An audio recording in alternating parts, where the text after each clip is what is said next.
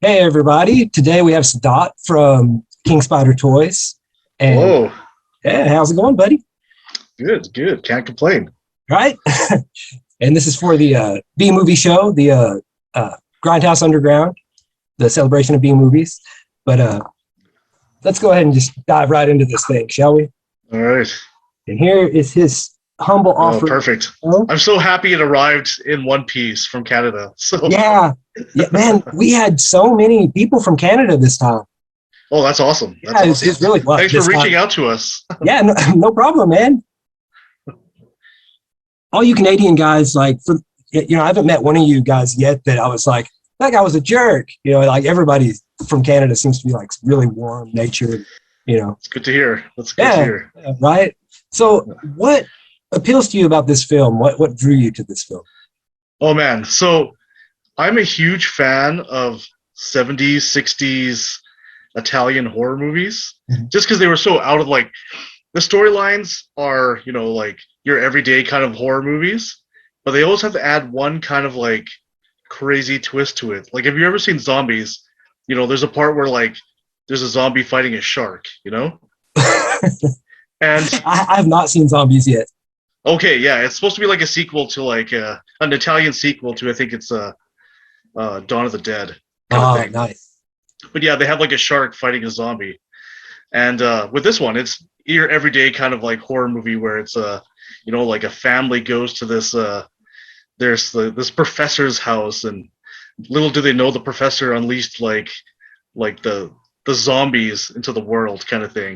And Yeah. so it's like your everyday kind of like 70s horror movie with but Italian. So there's lots of like cheap, like low budget crappy effects. Yeah. But the to like add to the effect of that, they have a midget who's that character. That's actually Oh, like I thought it was that's a kid. no, it's like a 30-year-old man that Oh, they okay. like that they have playing as a kid. Because in the movie, there's like a kind of a weird incestuous scene where the kid's like trying to have sex with his mom throughout the movie. Yeah. And like the only way they could ever do that, like film that, is if you have like a midget Mm. playing like a kid. That's so And I fucking just thought hot. and I just thought that was like the funny, like the mom is actually really hot in the movie. Like Oh, really? it's yeah. But yeah, it's just like one of my like favorite like weird facts about the movie that like they have like a midget playing like the kid. That's And I just wild. thought that I'm like, oh man, I had a whole bunch of like Anakin Skywalker like figures laying around. Like this would be the perfect, Oh, is that what's the base like was? yeah, it's like the Oh, like I episode see one it now. Anakin Skywalker. Yeah, I see Yeah, it so I now. just yeah, like if you turn it around, you actually see the mom. Like the mom looks pretty good. Which looks crazy there, I mean, but not bad looking. yeah, Yeah. she looks kind of okay. You gotta like the movie's on YouTube, so you can see it. Okay, I gotta But check yeah, it I out. just thought that was like the movie's hilarious, and like Yeah. it just happened to be playing at my local theater. Like they were able to get like a copy of the movie, Mhm. and they had like a midnight screening. So I'm like, all right, I'm gonna make some figures for this movie for the show, and I was able to get some free posters out of it. So Oh, that's that awesome. I that's wonder about that's those. yeah. So that's the story behind this figure. Wow. So you got these You got posters to see from the this? movie. Yeah, Yeah, yeah. They just gave me a couple. Yeah. wow, that's awesome, man. Wow. So these are like real legit movie posters. I mean, it's like for a midnight screening, so I just think it's really funny. Like it was like a lot of people at the movie were actually seeing the movie for the first time, and then when you see all the parts where like the midget's trying to have sex with his mom, you could see the crowd just kind of like, ooh, like I was just like in the back, just laughing my ass off. Like the movie Yeah, is just out of control. I can imagine. I can imagine. Yeah, I'm not familiar with the film, so before we came on here, I read about it. Read the little cliff notes or whatever, and it's like, Yeah, Italian horror movie like from the 70s and 80s is like yeah, you gotta yeah. check it out. I read the exploitation part, and then it's basically like the doctor, to celebrate bringing all those zombies back to life, he invites all these people for a big party, and from what I read or what I interpreted was like a orgy or something ensued or something. There was like the couples were having sex with each other, like having sex between like they were having sex. Yeah. There's no orgies, but there was like was a lot of friskiness between the couples. Yeah, yeah. Well, it was 81, I believe. So yeah, there's a lot of that. Yeah, so yeah, yeah. Perfect Italian horror movie. Like the zombies look like shit. Like some of the kills look pretty bad. Yeah. But like that's just the that's what I love about those movies. Oh yeah, yeah. Like it's low budgets. Yeah, man. The whenever you can pinpoint the practical effects, like the heads being chopped or whatever, and you can see it's like paper mache or something really shitty. Yeah, there's actually a part where like a zombie like pulls a woman's head through like a glass window, and you can see that like the head is like a mannequin head or like it's made of like plastic. It's just hilarious. That's awesome. And it's on YouTube, so you could totally just see the whole movie there. Yeah. I recommend it to everybody. I'll definitely check it out because it sounds right up our alley.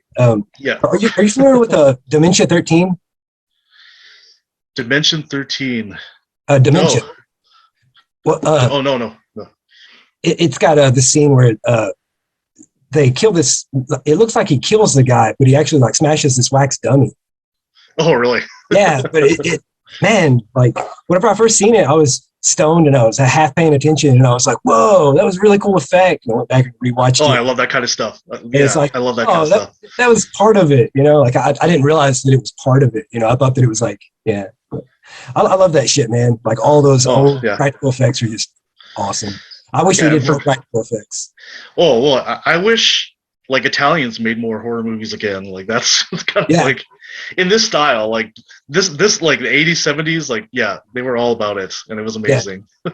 Well, that's like the spaghetti westerns from back then too, just a lot of good film from that time period. Yeah, like I love it. I love it. Like there's no budgets, just do what you got to do. Like bare bones. Yeah, exactly. I love that kind of stuff. Mm-hmm. Yeah, it looks like the whole movie was made with $1,000. Yeah, no, exactly. Yeah, that's awesome, man. Well, you'll see like. Oh, go ahead. I was just gonna say they like you'll see they use like a lot of the same zombie heads like over and over again kind of thing. Like I think there's probably like it's no budget. Well, you gotta work with what you got, Exactly. So you made 3 of these pieces, correct? Yeah. I had 3 Anakins, so I was able to make 3. Hell yeah. Well, man, I think that they're pretty damn awesome. The card back, do you get these printed or?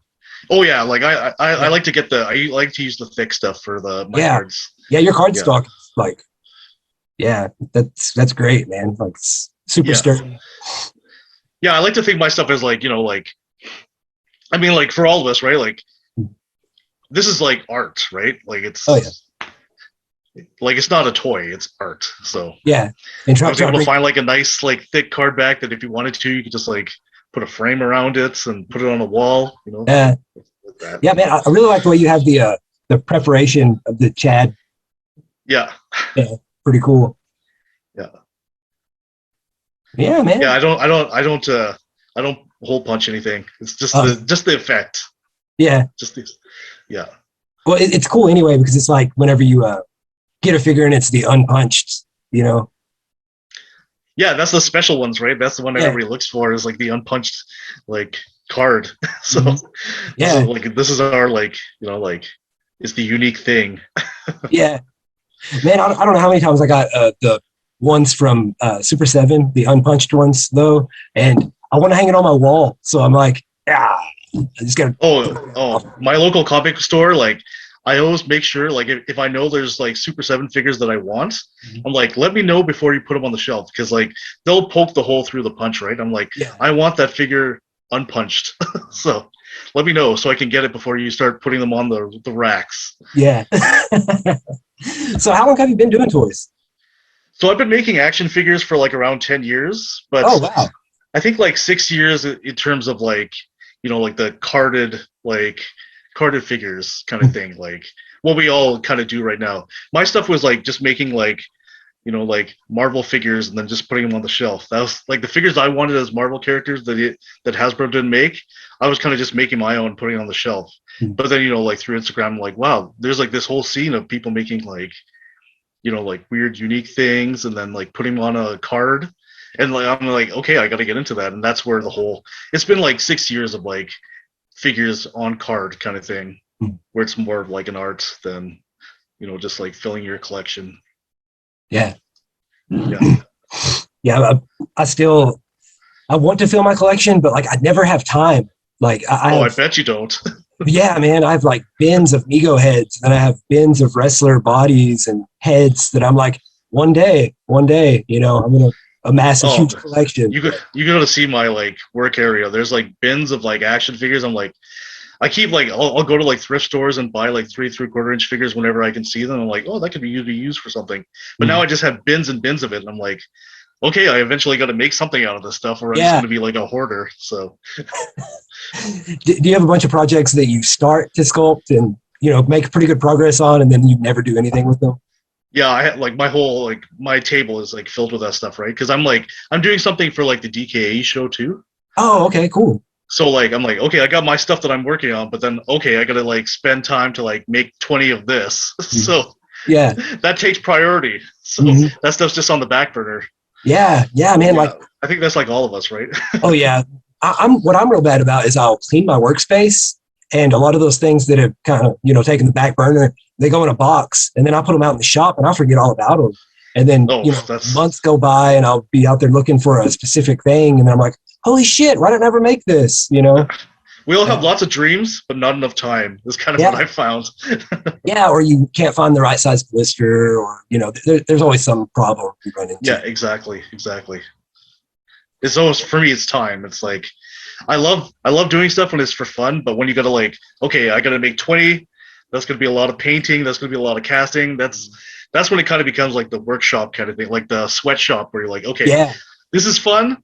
But like 20 is like, okay, after I finish this, maybe I'll put away this other stuff for a while, just relax before I start painting new figures again. Yeah. We all give ourselves the deadlines and stress ourselves out with other stuff too. Yeah, exactly. And then you think of things and you're like, oh man, that'd be a perfect figure. But wait, I gotta like finish all this stuff, and then I got these other ones, and yeah, man, and you come across so many things where it's like, oh man, that head right there, that is totally a William Dafoe head. I'm going to make a Streets of Fire figure. I'm going to do that. Yeah. And then it never just kind of goes. For me, it's like, I was just going to say, like, you'll look on the news or you'll read something and you're like, oh man, that'd be like funny as a figure. And then like, okay, I got to like get on that, but I still have all these other things I got to do. So I got to put them away. And yeah, man. And other things like you jump on a little too late, exactly. The, Joe Exotic. I made a Joe Exotic and action figure, and I didn't even get finished with them until after the show had kind of ran its course and stuff. Yeah. Well, I wanted to make that Zoom cat figure. Remember when there was like the article about the guy that went on Zoom and he had the cat filter on?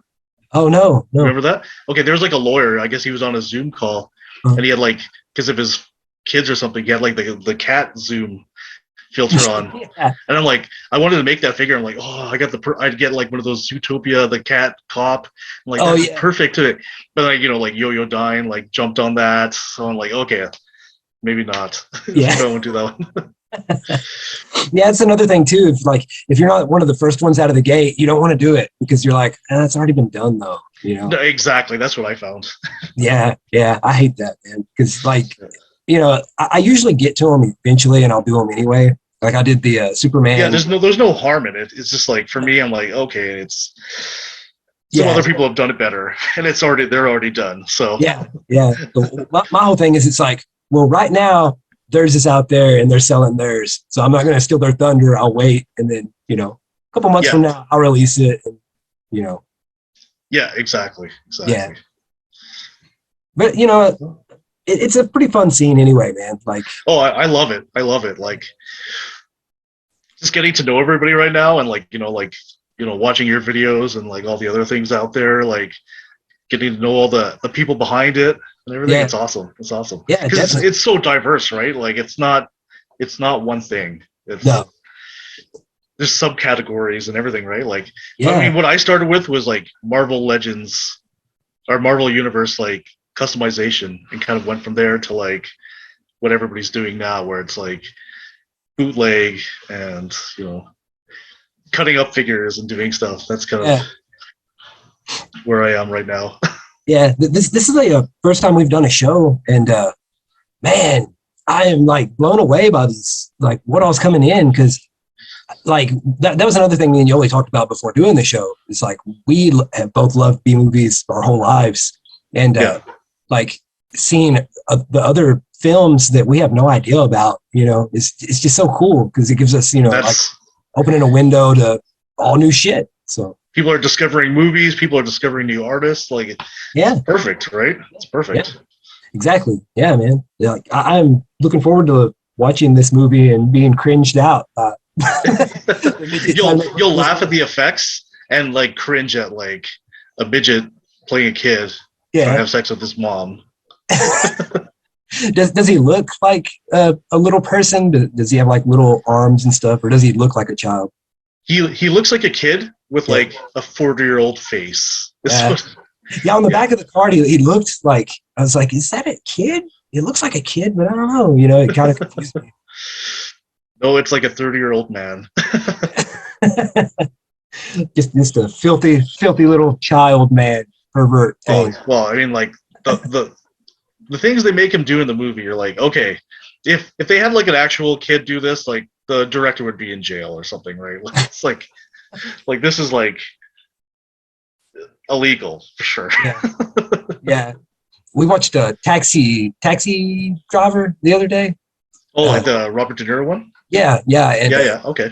Jodie Foster, she was playing like a 12-year-old, I think, in the movie, or 14-year-old. Okay, I've actually never seen it. So. Oh, okay. Yeah, she's playing a 14-year-old or something, and she's actually a little older than that at the time of filming. I think she was, 18 or 19. She was playing a prostitute in the movie. Okay, yeah. But yeah. So yeah, I totally get it. They had to do that stuff back then. So. Yeah.